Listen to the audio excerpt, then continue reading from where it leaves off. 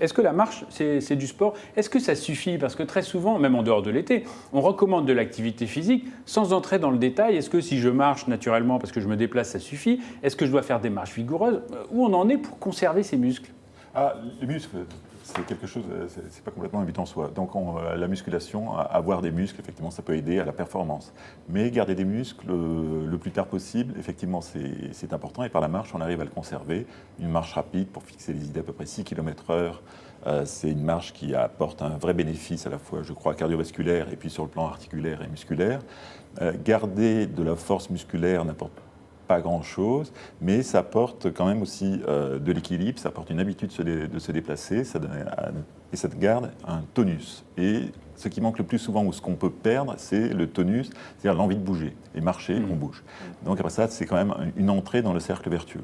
D'accord. Y compris quand c'est une marche tranquille de promenade. Oui, les gens ont aussi. souvent l'impression, ou croient, et par rapport à la question précédente, croient qu'il faut transpirer pour que le sport soit réellement qualifié de sport ou activité physique, alors que la transpiration n'est pas un but en soi et n'apporte rien.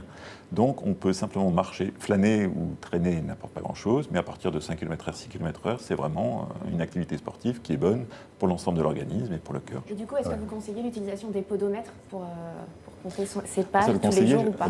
chacun peut y trouver son bénéfice. Je crois qu'il y a eu beaucoup d'études, donc peut-être nous serons amenés à reparler. Je crois que ça peut avoir pour certains un effet d'entraînement ou un côté défi que l'on veut relever, ou une forme de motivation.